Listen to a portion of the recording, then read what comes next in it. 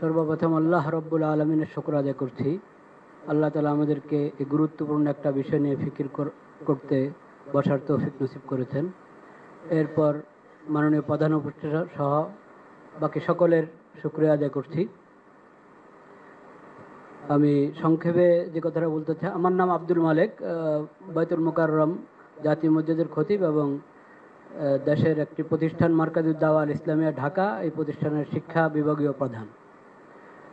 যে কথাটি আমি বলতে চাচ্ছি সেটা হলো, সম্প্রীতি যদি আমরা চাই, আছে আলহামদুলিল্লাহ, এটাকে যদি বাকি রাখতে চাই তাহলে সম্প্রীতি যারা নষ্ট করে সেই বিষয়ে আমাদেরকে নমনীয়তার সাথে অনমনীয় ব্যবস্থা গ্রহণ করতে হবে। এখন যে সংখ্যালঘুর কথা আমরা বারবার বলছি না, ইসলামের শিক্ষা কি?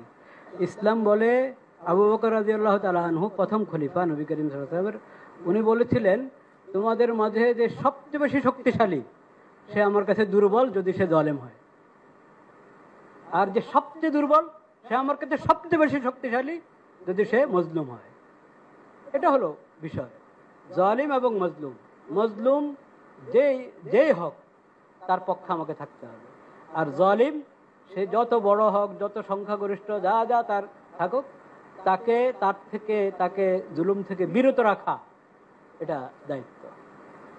তথ্য সন্ত্রাস, এটাকে যদি নিয়ন্ত্রণ না করা হয় তো আমরা সম্প্রীতি ঠিক রাখবো কীভাবে? সম্প্রীতি আছে, তাও এখানে তথ্য সন্ত্রাস করে পেরেশানি করা হবে।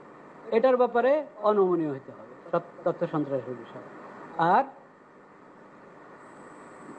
আরেকটা গুরুত্বপূর্ণ বিষয় বলতে চাচ্ছিলাম, আমাদের ধর্ম সম্প্রীতির কথা যেটা আছে, ধর্মকে গুলিয়ে ফেলা এটা কিন্তু ধর্ম সম্প্রীতি না। ধর্মের অপব্যাখ্যা, একটা ধর্মে একটা জিনিস নাই সেটাকে ওই ধর্মের উপরে চাপিয়ে দেওয়া হলো, অন্যদেরকে খুশি করার জন্য নিজের ধর্মের মধ্যে বাড়ানো কমানো হলো, এটার নাম কখনো ধর্ম সম্প্রীতির বিষয় না।